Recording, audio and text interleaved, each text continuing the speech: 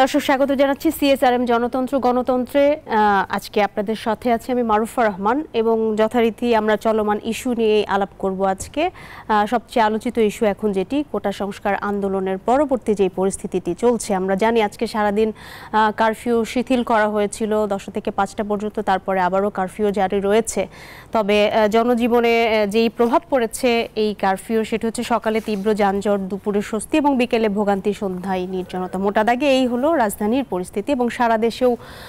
তবে একটি বার্তা ভালো, ইতিবাচক, যে মানুষের জনজীবন আস্তে আস্তে স্বাভাবিকতার দিকে যাচ্ছে। প্রশাসন মনে করছে বা দেশবাসীর দিক থেকেও বলা হচ্ছে, মনে করা হচ্ছে, গণমাধ্যমে যে খবরগুলো এসেছে যে পুরোপুরি স্বস্তি আসলে এখনো ফিরেনি এবং পুরোপুরি নিরাপত্তা যখন বোধ করা হবে, সবকিছু যখন মনে করা হবে যে এখন আসলে সবকিছু নিরাপদ, সেই সময় সবকিছু খুলে দেওয়া হবে। মন্ত্রীরাও এমনটি জানিয়েছে। আমাদের সঙ্গে আজকে আলোচনায় রয়েছে সিনিয়র সাংবাদিক ফণীন্দ্র সরকার এবং আমাদের সঙ্গে রয়েছে সিনিয়র সাংবাদিক ফারুক মেহেদী। আপনাদের দুজনকেই স্বাগত জানাচ্ছি সিএসআরএম জনতন্ত্র গণতন্ত্রে।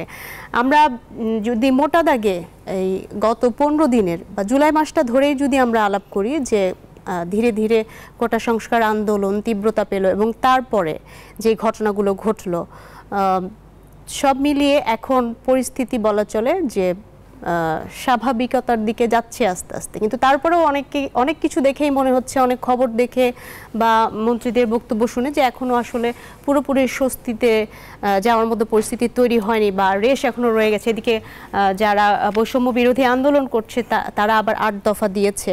রাজশাহী বিশ্ববিদ্যালয় তাদের আন্দোলন প্রত্যাহার করলেও বলেছে যে এক মাস পরে তারা যদি তাদের দাবি না মানা হয় আবারও তারা মাঠে নামবেন। সব মিলে পরিস্থিতি কি মনে করছেন? ফারুক মেহেদী, প্রথমে আপনার কাছে আসতে চাই। ধন্যবাদ আপনাকে এই অনুষ্ঠানে আমন্ত্রণ জানানোর জন্য। আমি প্রথমেই গত কয়েকদিন আগে যে একটি অনাকাঙ্ক্ষিত ঘটনা এবং বলবো যে বাংলাদেশের ইতিহাসে একটি অন্যতম একটি বড় বিপর্যয়মূলক ঘটনা, এবং আমাদের একটি দেশ যখন অর্থনৈতিকভাবে এগিয়ে যাচ্ছিল, সারা বিশ্বে বাংলাদেশ যখন প্রশংসার তালিকায় শীর্ষে ছিল, সেই রকম একটি সময়ে আমরা দেখলাম এমন একটি ঘটনা যেটা আসলে অল্প কথায় বলা সম্ভব নয়। তারপরও এই দুর্ঘটনায় যারা প্রাণ হারিয়েছেন, আমি তাদের প্রতি সমবেদনা জানাচ্ছি, সন্তপ্ত পরিবারের প্রতি সমবেদনা, এবং আমি শোক প্রকাশ করছি এবং দুঃখ প্রকাশ করছি। তো আমি প্রথমেই বলি যে মোটা দাগে যদি আপনি বলেন যে কোটা সংস্কার, কোটা মেধার ভিত্তিতে চাকরিতে নিয়োগ, এটা আমি সমর্থন করি। কারণ হচ্ছে মেধাবীরা চাকরি পাবে, এটা কোনো বিতর্কের বিষয় নয়। কিন্তু প্রশ্নটা হচ্ছে এই জায়গায় যে আসলে এই কোটা কি ছিল? আপনি দেখেন আজকে আমরা মাননীয় প্রধানমন্ত্রীকে এর জন্য দায়ী করা হয়েছে, কিন্তু তিনি 5 বছর আগে এই কোটা কিন্তু বাতিল করেছিলেন, এবং বাতিল করেছিলেন বলেই 5 বছর কিন্তু মেধার ভিত্তিতেই হয়েছিল। পরে আমরা কি দেখলাম যে একটা রিট করলেন, রিট করার পরে হাইকোর্ট একটা নির্দেশনা দিলেন, এর পরের কনসিকুয়েন্সগুলো আমরা দেখলাম যে এটা শুনানির জন্য রাখা হলো, সময় দেওয়া হলো। কিন্তু আমরা আইনের প্রতি শ্রদ্ধাশীল হয়ে, এবং মাননীয় প্রধানমন্ত্রী কিন্তু বলেছিলেন যে আমি আশাবাদী যে একটা ভালো রায় আসবে, সেটার প্রতিও কিন্তু আমরা সুবিচার করিনি। তো যাই হোক, এখানে আমার যেটা মনে হয় যে ছাত্ররা তো আসলে তারা একটা ইয়াং একটা অবস্থা, তাদের অনেক বিষয় হয়তো ওই পরিপক্কতা নেই, অভিজ্ঞতা নেই, কিন্তু তাদেরকে নিয়ে যারা খেলেছে বা তাদেরকে যে ব্যবহার করেছে, আজকে তার পরিণতি কিন্তু এটা। আজকে যদি ছাত্রদের যে এই আমি বলবো যে মাননীয় প্রধানমন্ত্রী যে কথাটা বলেছিলেন যে মুক্তিযোদ্ধাদের নাতিপতিদের চাকরি হবে নাকি, তাহলে রাজাকারদের হবে, এই প্রসঙ্গে কিন্তু মিন করে না যে বাংলাদেশের সকল মানুষকে, রাজাকারের বাইরে, মুক্তিযোদ্ধার বাইরে সকল মানুষকে তিনি রাজাকার বলেছেন। তো এটাকে আমরা অনেকে মিস ইন্টারপ্রিটেশন করে এই ছাত্রদের, এই যে ইনোসেন্ট ছাত্রদেরকে আমরা কিন্তু তাদের মগজের ভিতরে এমনভাবে জিনিসটা দেওয়া হয়েছে যে সবাইকে রাজাকার বলা হয়েছে, তাদেরকে আমরা মাঠে নামিয়ে দিলাম এবং একটা আইন শৃঙ্খলা পরিস্থিতি অবনতির একটা সুযোগ করে দিলাম, এবং এখানে আমরা তাদেরকে অনেককে প্রশ্রয় দিলাম। তাতে যেটা হলো যে এখানে নিরপরাধ অনেক শিক্ষার্থীর কিন্তু প্রাণ গেল, এবং যাদের প্রাণ গেল তাদের জন্য আমরা কি করতে পারি? একজন মানুষের জীবন চলে গেছে, যে পরিবারটা চলে গিয়েছে তারা বুঝতে পারে যে তার ক্ষতিটা কি, কিন্তু এরপরে আমরা দেখি যে কনসিকুয়েন্স মানে এটার যে ম্যাগনিটিউডটা এমনভাবে হলো যে ছাত্ররা এখান থেকে দূরে সরে গেল, কিন্তু এখানে ইনভলভ হয়ে গেল একটি দুষ্কৃতকারী। না, তাদের একটা বক্তব্য আছে, তারা বক্তব্য দিচ্ছে যে রাষ্ট্রীয়ভাবে মানে তারা তাদের যে যতজন ছাত্রের সাধারণ ছাত্র যারা সত্যিকারের তাদের যাদের প্রাণ গেছে সেটি নিয়ে রাষ্ট্রের অবস্থান কি, রাষ্ট্রের শোক প্রকাশের জায়গাটা কেমন হবে, বা তাদের ক্ষতিপূরণের জায়গা, বা এখন যারা আন্দোলন আছে তাদের নিরাপত্তার জায়গা কি। ফারুক মেহেদী, একটু আমি ফরিদপুর সরকারের কাছে যেতে চাই, এই প্রসঙ্গে আবারও আসছি আপনার কাছে। তারা বলছে যে প্রজ্ঞাপন চূড়ান্ত সমাধান নয়, এবং সেই হিসেবে তারা যুক্তি দেখাচ্ছে যে 2018 সালেও আন্দোলনের চাপে পরিপত্র জারি করা হয়েছিল, 6 বছর পর সেটি বাতিল হয়, এবং এই পরিপত্র বা প্রজ্ঞাপনের খেলায় তারা আর বিশ্বাস করেন না। এবং বৈষম্য বিরোধী ছাত্র আন্দোলন তারা বলছেন যে এটি আর কোটা সংস্কারের বিষয়ে সীমাবদ্ধ নেই। ধন্যবাদ আপনাকে, আমার সহ-আলোচক মেহেদী ভাইকে ধন্যবাদ, দর্শকদের ধন্যবাদ জানিয়ে অত্যন্ত ভারাক্রান্ত হৃদয়ে আজকে যে বিষয়ে অবতারণ করা হচ্ছে। দেখেন, যে কথাগুলি বলা হচ্ছে কোটা সংস্কার আন্দোলন, বা ছাত্ররা এখন নতুন করে আরেকটি শব্দ যোগ করেছে, সেটি হলো বৈষম্য বিরোধী আন্দোলন। আসলে কোটা সংস্কারের বৈষম্য বিরোধী জিনিসটা কি সেটাই তো আমার কাছে স্পষ্ট না। বৈষম্য বিরোধী, বৈষম্যকে কমানোর জন্যই সারা পৃথিবীতে কিন্তু কোটা পদ্ধতি চালু হয়েছে। কোটাটা কেন করা হয়? একটা অনগ্রসর জাতিকে, একটা অনগ্রসর সম্প্রদায়কে আপনাকে সমন্বয় করার জন্য, মূল স্রোতে মেইন স্ট্রিমে নিয়ে আসার জন্য এই কোটা পদ্ধতিটা চালু হয়েছে। এখন দেখেন, বাংলাদেশে 1971 সালে আমরা স্বাধীনতা অর্জন করেছি, এবং স্বাধীনতার আগেও কোটা ছিল, এবং স্বাধীনতার পর কিন্তু মুক্তিযোদ্ধারা 1975 সালের পরে বঙ্গবন্ধুকে হত্যার পরবর্তী সময়ে কিন্তু মুক্তিযোদ্ধা সন্তান বা মুক্তিযোদ্ধারা কিন্তু কোনো সুবিধাই পায়নি, এবং তাদেরকে বঞ্চিত করা হয়েছে। পরবর্তীতে আওয়ামী লীগ ক্ষমতা আসার পরে এই মুক্তিযোদ্ধা কোটা আপনার গিয়ে নতুন করে মুক্তিযোদ্ধা কোটাটা চালু করা হলো, মুক্তিযোদ্ধাদের কথা বিবেচনা করে, যারা নাকি বীর সেনানী ছিল আমাদের স্বাধীনতা যুদ্ধে, যাদের এতটা। এখন প্রশ্ন হচ্ছে, কোটা কোনো অন্যায় কোনো কাজ নয়, প্রত্যেকটা দেশেই কোটা থাকে, এবং কোটা থাকাটাই স্বাভাবিক। কারণ প্রত্যেকটা জাতির মধ্যে যদি আপনার একটা সমন্বিত উদ্যোগ, উন্নয়নের উদ্যোগ না হয়, তাহলে যে উন্নয়নের কথা আমরা বলি তাহলে কিন্তু সেই উন্নয়ন হবে না। একটা উপজাতি জনগোষ্ঠী আছে, তাদেরকে যদি আমরা কোটা না দেই তাহলে তো সেই জাতিটা পিছিয়ে পড়বে। আমি ঢাকা শহরে ঘোষণা করার পর আবার মহিলা পরিষদ তাদের, হ্যাঁ ডেফিনেটলি নারীর প্রতি আজকে আমাদের এই যে সামাজিক যে বাস্তবতা, সামাজিক বাস্তবতার নিরিখে কোটার পরিবর্তন হতে পারে, কিন্তু কোটা বাতিল কখনোই গ্রহণযোগ্য না। এখন প্রশ্ন হচ্ছে যে মাননীয় প্রধানমন্ত্রী 2018 সালে এই কোটা আন্দোলনের পরিপ্রেক্ষিতে তিনি কিন্তু বাতিল করে দিয়েছিলেন যে ঠিক আছে, কোটা লাগবে না। এখন যেটি বলা হচ্ছে মেধা কোটা আর হচ্ছে কোটা, আপনি কি মনে করতে চান মেধার ব্যারোমিটারটা কি? আমরা মেধা কোন হিসেবে বিবেচনা করি? এখন যাই হোক, মেধার ভিত্তিতে ছাত্ররা, ভালো ছাত্র যারা, মেধা আর জ্ঞান তো দুইটা ভিন্ন জিনিস। মেধা জ্ঞানের মধ্যে একটা বিস্তর একটা ফারাক রয়ে গেছে। আমাদের সবচেয়ে সমস্যা কি, আমাদের যারা বুদ্ধিজীবী আছেন, আমাদের যারা সাংবাদিক আছেন, কিংবা আমরা যারা মিডিয়া জগতের সঙ্গে যারা কাজ করি, আমরা কিন্তু কোনো জিনিসেরই কিন্তু একটা সুনির্দিষ্ট কোনো সংজ্ঞার আওতায় কিন্তু আমরা নিয়ে আসিনি। আপনি মেধা যারা নাকি চাকরি বা বিভিন্ন কোটা, তারা কি মেধা নয়? মেধার ব্যারোমিটারটা কি? মেধার তো একটা ব্যারোমিটার, তারা কি মেধাবী নয়? তারাও কিন্তু মেধাবী। প্রশ্ন হচ্ছে যে মেধা না, আমরা এই গোটা জাতিকে এই উন্নয়নের সঙ্গে সম্পৃক্ত করতে হলে আমাদের কোটা অপরিহার্য। এখন সেটাকে কমানো হয়েছে।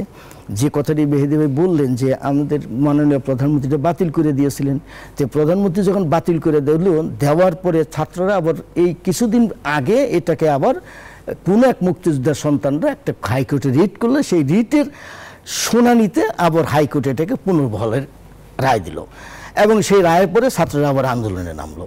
বেশ ভালো কথা।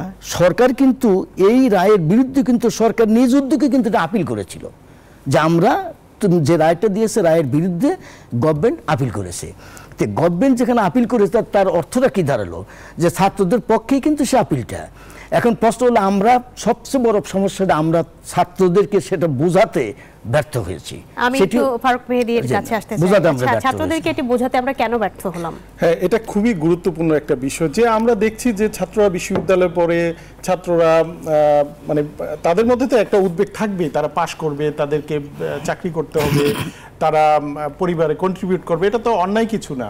কিন্তু তারা কি রাইট পথে আছে কি না, যে রায়টা হলো সেটা কি আইনের যে কোর্টের ব্যাপারে কি আমি সরাসরি ভায়োলেশন করে আমি মাঠে নামতে পারি কিনা, নাকি সেটা আইনগতভাবে আমাকে ফেস করতে হবে। যদি সেটা না বোঝে তাহলে আমাদের সরকারে যারা আছেন বা আমি বলবো যে সরকারি দলের যারা আছেন, যারা বিভিন্ন সময় আমরা দেখেছি যে বিভিন্ন উস্কানিমূলক কথাও বলেছেন, তো তারা কি দায়িত্বশীল হয়ে পারতেন না যে এই ছাত্রদের সাথে বসার কোনো ব্যবস্থা করা, যে তারা অনেক দিন থেকেই কিন্তু মানে মাসের শুরু থেকেই কিন্তু এই যে মাত্রাটা বাড়ছিল আন্দোলনের, তো সেই সময়টাতে যদি আমি মনে করি যে প্রথমে যদি আমি শিক্ষা মন্ত্রণালয়কে বলি, শিক্ষা মন্ত্রণালয়ের কেউ কি তাদেরকে নিয়ে বসার কোনো মানে চেষ্টা করেছে কিনা, বা তারা কিন্তু রাষ্ট্রপতির কাছেও গেল, শিক্ষামন্ত্রীর সাথে তারা বসতে চেয়েছে। আমার মনে হয় যে বার্তাটা আমাদের বুঝতে একটু কষ্ট হয়েছে যে আমরা তাদেরকে নিয়ে বসবো কিনা। আমার মনে হয় যে আলোচনার মাধ্যমে অনেক কিছুই হয়, এরা যদি না বুঝে থাকে যে এটা আইনের ব্যাপার, আইনে গেলে নিশ্চয়ই এটা তাদের পক্ষেও আসতে পারে, কারণ এটা তো অনেক যুক্তিতর্ক হতে পারে, কিন্তু এটা না ফেস করে মাঠে গিয়ে এবং যেটা আমরা দেখলাম যে আইন নিজের হাতে তুলে নেওয়া এবং মানে কি ম্যাসাকার, একটা দেশ এগিয়ে যাচ্ছে সেই দেশটাকে আপনি কোথায় নিয়ে গেলেন।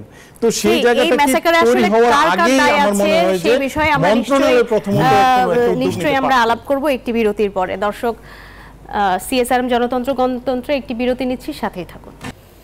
দর্শক, সিএসআরএম জনতন্ত্র গণতন্ত্রে আরও একবার স্বাগত। আমরা আলাপ করছিলাম চলমান যে পরিস্থিতি চলছে, কোটা সংস্কার আন্দোলন পরবর্তী সেটি নিয়ে। কারফিউ এখনও চলছে, তবে শিথিল করা হয়েছে। বাংলাদেশের কোটা আন্দোলন নিয়ে নিজেদের অবস্থান স্পষ্ট করেছে ভারত, এবং তারা বলছেন যে ছাত্র আন্দোলন বাংলাদেশের আভ্যন্তরীণ বিষয়।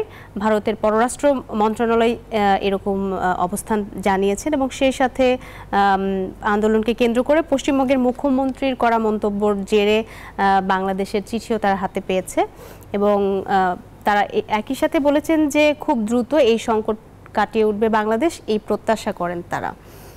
তো সব মিলিয়ে আন্তর্জাতিক বিশ্বেও তো এই ঘটনাটা বেশ ভালো একটা আলোচনার বিষয় হয়েছে, বা নাড়া দিয়েছে। বিভিন্ন আন্তর্জাতিক গণমাধ্যমে আমরা খবর দেখেছি, স্টেটমেন্ট দেখেছি। তো সব মিলিয়ে আমাদের সবচেয়ে কাছের প্রতিবেশী দেশ ভারতের যে অবস্থান, তারা বলছে যে বাংলাদেশ ভারতের সম্পর্ক অত্যন্ত মজবুত, এবং এই ইস্যুটাকে তারা আভ্যন্তরীণ বিষয় বলছে, এবং এই সংকট কাটিয়ে ওঠার প্রত্যাশা করেছে। ভারতের অবস্থানকে কিভাবে দেখছেন? ফরিদা, আপনার কাছেও আসছি। ভারতের পশ্চিমবঙ্গের মুখ্যমন্ত্রীর করা মন্তব্যের জেরে যে চিঠি দেওয়া হয়েছে সেটিও হাতে পেয়েছে। প্রথমে ফারুক মেহেদী, আপনার কাছে। না, আসলে এটা কি ভারত বাংলাদেশের খুবই ঘনিষ্ঠ একটা প্রতিবেশী, এবং আমরা তিন দিক থেকে কিন্তু ভারত বেষ্টিত। সুতরাং ভারতের নানানভাবে বাংলাদেশের সঙ্গে সম্পৃক্ততা, উন্নয়নের দিক থেকে বলেন বা ধরেন পারস্পরিক যে বাণিজ্য, তারপরে আমাদের মুক্তিযুদ্ধে যে তাদের অবদান, তো এটা তো অস্বীকার করার কিছু নেই। তো বড় একটি প্রতিবেশী, এবং আমি মনে করি যে তারা যথার্থই বলেছে, কারণ বাংলাদেশের এই ক্রাইসিস এটা একটা নিজস্ব ব্যাপার। বাংলাদেশ এটা নিশ্চিতভাবেই এটা থেকে উতরে উঠবে। আমরা দেখেছি বিশ্বের সব দেশেই কিন্তু কোনো না কোনো সময়ে কোনো না কোনো ক্রাইসিস তৈরি হবে। রিসেন্ট ভারতেও কিন্তু হলো, নির্বাচনের আগেই কিন্তু ক্রাইসিস ছিল, এবং ভারতে কিন্তু রাউন্ড দ্য ইয়ারে কিন্তু চলতে থাকে নানান রকম। এখন যদি বাংলাদেশ এটার মধ্যে নাক গলায়, সেটা কেমন হবে? সুতরাং এটা তার নিজস্ব একটা ব্যাপার। বাংলাদেশ এটা আমি আশা করি এটার একটা সুন্দর সমাধান হবে, এবং মানুষ শান্তিপূর্ণভাবে বসবাসের নিশ্চয়তা পাবে, এবং দেশের অর্থনৈতিক উন্নয়নের যে গতি সেটা স্বাভাবিকভাবে আরো বেগবান হবে। এটাই হওয়া উচিত। ফরিন্দ্র সরকার, আপনার কাছে আসতে চাই। এই যে ভারতের পররাষ্ট্র মন্ত্রণালয়ের যে অবস্থান এবং একই সাথে পশ্চিমবঙ্গের মুখ্যমন্ত্রীর করা মন্তব্য, সব মিলিয়ে আপনি কি মনে করেন ভারতের অবস্থান? আমার এই প্রসঙ্গে আমার একটা প্রচলিত একটা প্রবাদ বাক্যের কথা মনে পড়লো। আমরা ছোটবেলায় বাবা মার মুখে শুনেছি যে ঘরের ইঁদুর বেড়া কাটে, ধরা বড় কঠিন, এমনভাবে চলে যেন দুরন্ত নাগিন। আমাদের বিষয়টা যে আভ্যন্তরীণ, সেটা ভারত এই স্লোগানটাই দিয়ে তারা বুঝিয়ে দিয়েছে। আমাদের যে বেড়াটা কাটতেছে আমাদের ঘরের ইঁদুরই। এখন ভারত আমাদের প্রতিবেশী বন্ধুরাষ্ট্র। 1971 সালে স্বাধীনতা যুদ্ধে ভারত আমাদেরকে সহযোগিতা করেছে, সশস্ত্র সহযোগিতা করেছে, এবং মোরাল সাপোর্ট তো ছিলই। তো সেটার কথা তো আমরা বহুবারই উচ্চারণ করেছি। ভারত আমাদের বন্ধুরাষ্ট্র, আমাদের প্রতিবেশী বন্ধুরাষ্ট্র। সাধারণতই প্রতিবেশী একটা বন্ধুরাষ্ট্রে যদি কোনো নৈরাজ্যকর পরিস্থিতি তৈরি হয়, কিংবা গণতন্ত্র যদি হুমকির মুখে পড়ে, কিংবা যদি কোনো প্রকার বিধ্বংসী কোনো কার্যকলাপ হয়, প্রতিবেশী দেশ হিসাবে ভারত এটাকে নিবিড় পর্যবেক্ষণ করবে, এটাই স্বাভাবিক। এখন আমাদের এই ঘটনাটাকে নিয়ে আমি আজকেও দেখলাম ও দেশের টেলিভিশনগুলো তো টক শোতে আমাদের বাংলাদেশের প্রসঙ্গ নিয়ে আলোচনা হচ্ছে, হওয়াটাই স্বাভাবিক। আমাদের দিল্লিতে যদি কোনো কিছু ঘটে আমরাও কিন্তু দিল্লির প্রসঙ্গ নিয়ে এখানে আলোচনা করব। এখন ভারতের যে প্রশ্নটি আপনি করলেন যে ভারতের দৃষ্টিভঙ্গিটা কি, ভারতের ওখানে দু ধরনের দৃষ্টিভঙ্গি আছে।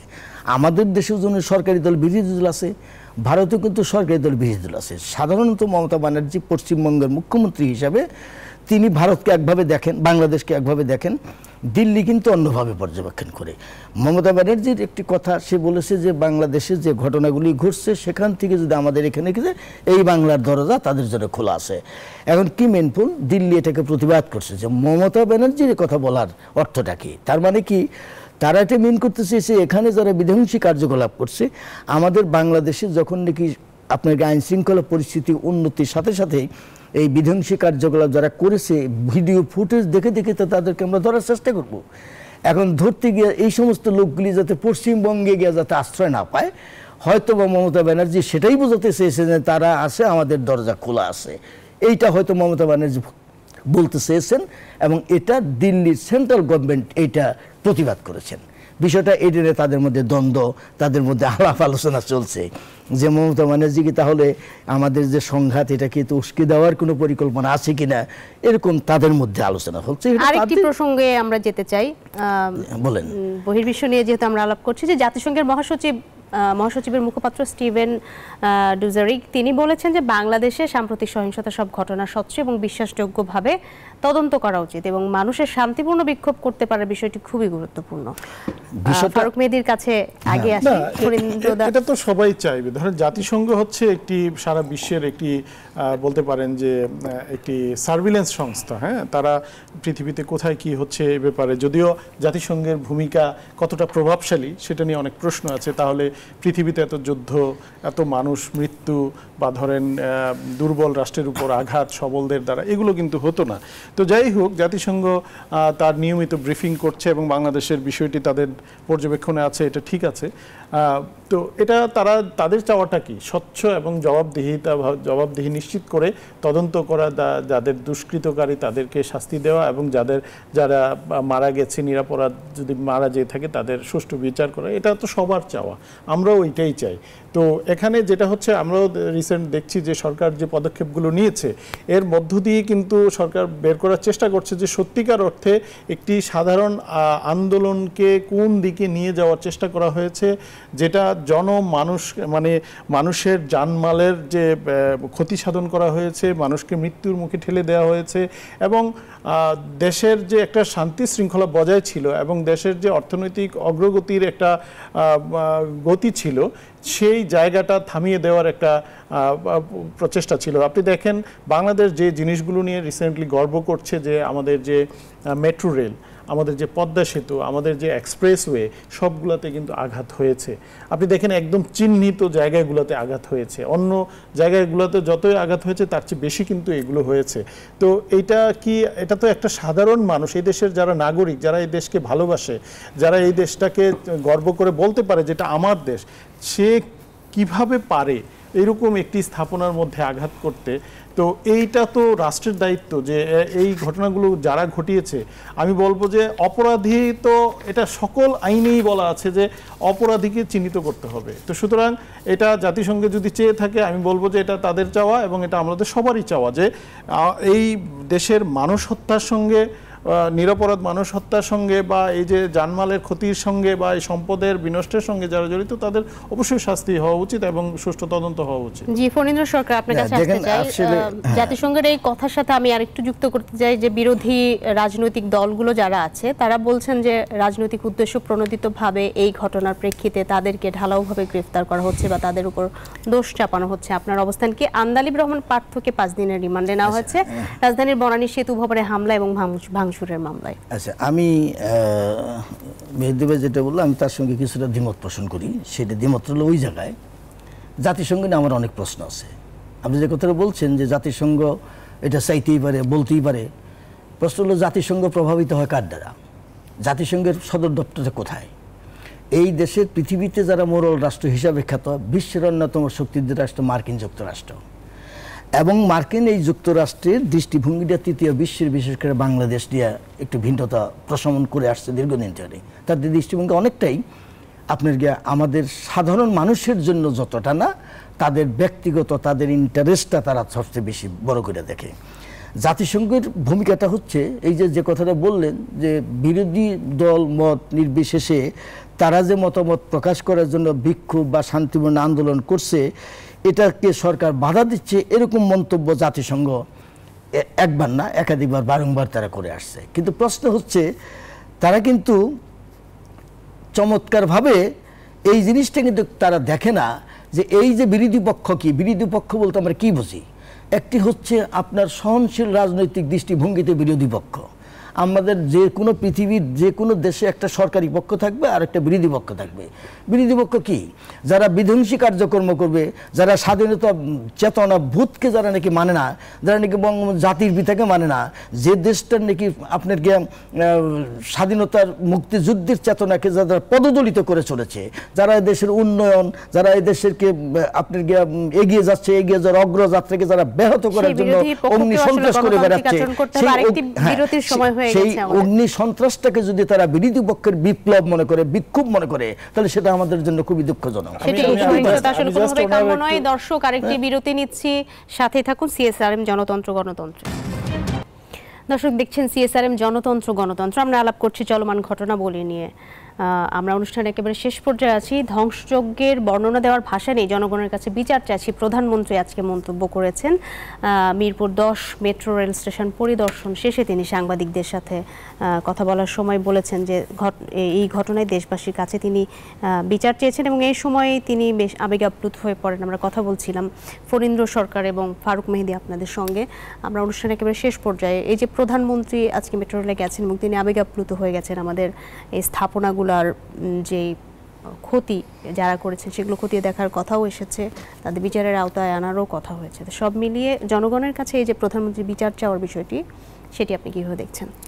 না, এটা তো মানে দেশটা তো সবার, সব মানুষের এই দেশ এবং আপনার আমার সবার করের টাকায় কিন্তু এই সম্পদগুলো হয়েছে। এবং আপনি দেখবেন সরকার কিন্তু এখন এই যে উন্নয়ন প্রকল্প এর বেশিরভাগ কিন্তু নিজস্ব অর্থায়নে, দেশের টাকায়, দেশের মানুষের অভ্যন্তরীণ আয় থেকে যেটা হয় সেটা দিয়ে কিন্তু এইগুলো করছে। সুতরাং কেউ আন্দোলন করবে এটা নিয়ে কোনো দ্বিমত নেই, কিন্তু আন্দোলনটা শান্তিপূর্ণ হওয়া উচিত। এবং ছাত্রদের ক্ষেত্রে তো অবশ্যই, যেহেতু তাদের কোনো রাজনৈতিক প্ল্যাটফর্ম নাই, সুতরাং তাদের কাছে প্রত্যাশা তো এটাই যে একটা শান্তিপূর্ণ আন্দোলনের মধ্য দিয়ে তারা তাদের কথাগুলো বলবে এবং অধিকার আদায় করবে। কিন্তু আমরা একটা পর্যায়ে দেখলাম যে নির্বিচারে দেশের সম্পদ নষ্ট করা হলো, এটা যে কারোর ক্ষেত্রে কিন্তু এটা মনে দাগ কাটবে এবং খারাপ লাগবে। তো মাননীয় প্রধানমন্ত্রী নিশ্চয়ই তার, যেহেতু এই পুরো প্রকল্পটার সঙ্গে তিনি শুরু থেকে জড়িত, এটা তার একটা সন্তানের মতো, এটা তার জন্ম থেকে উনি এটার সঙ্গে জড়িত এবং উনি বলেছেনও যে উনি কিভাবে অ্যালাইনমেন্টগুলো করেছেন, এটা তার উনি নিজে করেছেন যাতে করে তাড়াতাড়ি হয় কাজটা। তো এটা তো মানুষের জন্য, আজকে কিন্তু সাফার করবে মানুষ, এই কথাটাও তিনি বলেছেন যে এই যে কয়েকজন মানে গুটি কয়েক কিন্তু এই দুর্ঘটনাগুলো ঘটিয়েছে এবং এটা সাফার করবে এদেশের মানুষ।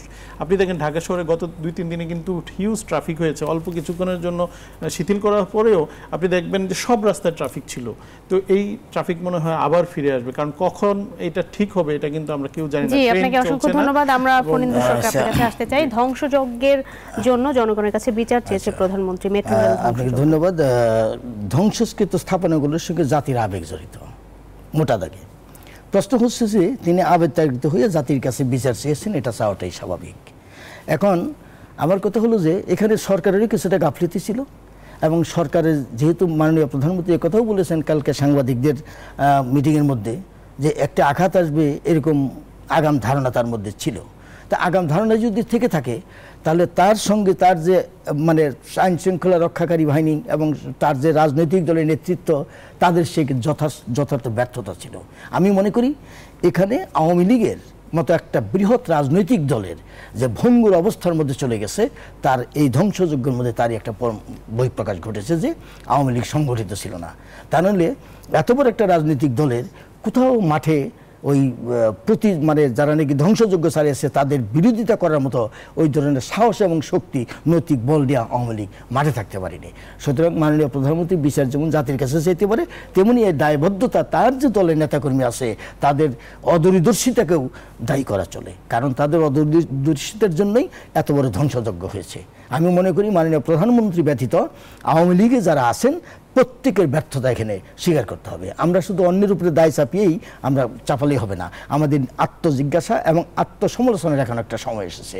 আপনি দেখেন এই ঘটনাটা কীভাবে যে এতদূর গড়িয়েছে। ছাত্র আন্দোলন যে তৃতীয় পক্ষ ঢুকবে এবং শিবির কিংবা যারা নাকি স্বাধীনতার চেতনে বিশ্বাসী না ঢুকবে, এটা স্বাভাবিক এবং সেই সুযোগটা কে তৈরি করে দিয়েছে? ছাত্ররা যেমন একদিকে তৈরি করে দিয়েছে, পাশাপাশি এই দলের যিনি সেক্রেটারি দায়িত্ব পালন করছেন জনাব ওবায়দুল কাদের, উনি কেন ছাত্রলীগকে লাড়িয়ে দিয়েছিলেন? ছাত্রলীগের দায়িত্বটা কি? সাধারণ ছাত্রদের সমস্যার সমাধান করার জন্য তাদের এগিয়ে আসা উচিত ছিল। কেন তিনি যে ছাত্রলীগই যথেষ্ট এই আন্দোলন দমনের জন্য, এই অহমিকা, এই দাম্ভিকতা তার কেন? আমরা সৈয়দ আশরাফ ভাইয়ের কথা মনে পড়ে আজকে। সৈয়দ আশরাফ ভাই কী ধরনের একটা ডাইনামিক সেক্রেটারি ছিলেন। তিনি দল এবং স্বাভাবিকভাবে সমস্ত দলটাকে তিনি সংগঠিত করে রেখেছিলেন। আজকে দেখেন আওয়ামী লীগের এমন একটা দুরবস্থা, প্রত্যেকটা প্রত্যন্ত অঞ্চলে যান, উনি নিজেই বলছেন যে দলের ভিতরে কাওয়া ঢুকেছে, কিন্তু কাওয়াকে উনি বের করতে পেরেছেন? জি, অসংখ্য ধন্যবাদ। আমরা একেবারে তৃণমূল এখন অন্যদের হাতে। আপনাদের দুজনকে অসংখ্য ধন্যবাদ আমাদের সঙ্গে যুক্ত হওয়ার জন্য। দর্শক, মোটামুটি এই ছিল আজকে সিএসআরএম জনতন্ত্র গণতন্ত্র। এতক্ষণ সাথে থাকার জন্য আপনাদেরকে ধন্যবাদ।